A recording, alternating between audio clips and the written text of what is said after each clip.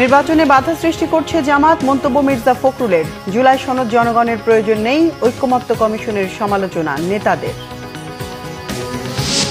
জুলাই সনদ নিয়ে বিএনপি পরিস্থিতি উত্তপ্ত করছে অভিযোগ জামাতের। নির্বাচনের আগে গণভোট না হলে মূল্য নেই। নারায়ণগঞ্জে আলোচিত ত্বকী হত্যা মামলায় শীঘ্রই চার্জশিট দেওয়া হবে জানিয়েছে র্যাব। 1 যুগ পর ন্যায় বিচারের অপেক্ষায় পরিবার।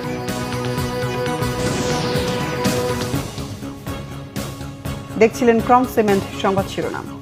এবার বিস্তারিত সংবাদ। বিএনপির মহাসচিব মির্জা ফখরুল ইসলাম আলমগীর দ্রুত শেখ হাসিনাকে ফেরত দিতে ভারত সরকারের প্রতি আহ্বান জানিয়েছেন। 7 নভেম্বরের চেতনায় মুক্তিযোদ্ধাদের সমাবেশ করে জাতীয়তাবাদী মুক্তিযোদ্ধা দল। জাতীয় প্রেস ক্লাবের সমাবেশে বিএনপির মহাসচিব মির্জা ফখরুল ইসলাম আলমগীর বলেন, ভারত বাংলাদেশের মানুষের বিরোধিতা করলে দেশের মানুষ তা মেনে নেবে না। তিনি বলেন, ভারতে বসে হাসিনা বিভিন্ন গণমাধ্যমকে ইন্টারভিউ দিচ্ছেন, কিন্তু তার মাঝে কোনো অনুশোচনা নেই। বিএনপির মহাসচিব বলেন, একটা শক্তি চেষ্টা করছে 71কে নিচে নামাতে।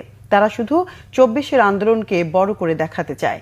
দলের স্থায়ী কমিটির সদস্য হাফিজউদ্দিন আহমেদ বলেছেন, দেশের জন্য জুলাই সনদ প্রয়োজন নেই, কারো কারো জন্য হতে পারে। দেশের জন্য প্রয়োজন একটি সুষ্ঠু নির্বাচন। ক্ষমতায় যাবার লোভে একটি ধর্মাশ্রয়ী দল বিশৃঙ্খলা করার চেষ্টা করছে বলেও মন্তব্য তার। সমাবেশে বিএনপি নেতারা মানবতা বিরোধী অপরাধের জন্য আওয়ামী লীগের পাশাপাশি জামাতকেও নিষিদ্ধ করার দাবি জানান। সাংবাদিকরা জিজ্ঞেস করেছিল, তুমি কি অ্যাপোলজি চাইবে, মাপ চাইবে এর জন্য, তোমার কর্মকর্তাদের জন্য?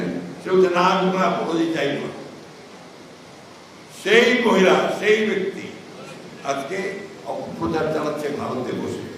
ভারত সরকারকে খুব পরিষ্কার করে আমরা বলতে চাই যে হাসিনাকে আপনারা বাংলাদেশে ফেরত দিন, এবং তার যেখানে বাংলাদেশের আইনে যে বিচারের মুখোমুখি থাকতে হবে সেই বিচারের মুখোমুখি করার ব্যবস্থা করে দিন। সব সময় বাংলাদেশের বিরোধিতা করবেন না, মানুষের বিরোধিতা করবেন না, বাংলাদেশের মানুষ সেটা মেনে নেবে না। এদিকে বিএনপির স্থায়ী কমিটির সদস্য আমির খসরু মাহমুদ চৌধুরী বলেছেন, 2 থেকে 3টি দলের মতামত জোর করে বিএনপির উপর চাপিয়ে দেয়া হচ্ছে। সেই ষড়যন্ত্র পরিহার করে ফেব্রুয়ারির মধ্যে নির্বাচন দিতে হবে। দুপুরে রাজশাহী জেলা পরিষদ মিলনায়তনে বিভাগীয় ব্যবসায়ী সম্মেলনে তিনি এসব কথা বলেন। আমির খসরু বলেন, নির্বাচনকে যারা ক্ষতিগ্রস্ত, বিলম্বিত ও প্রশ্নবিদ্ধ করতে চায় তাদের বিরুদ্ধে সোচ্চার হতে হবে। ঐক্যমত্য সই হয়েছে, এর বাইরে গিয়ে এখন নতুন নতুন দাবি নিয়ে আসা হচ্ছে। শেখ হাসিনা পালিয়ে যাওয়ার পর থেকে দেশের মানুষের মনোজগতের পরিবর্তন ঘটেছে। রাজনৈতিক দল ও নেতাদের সেটি উপলব্ধি করতে হবে বলেও জানান আমির খসরু মাহমুদ চৌধুরী।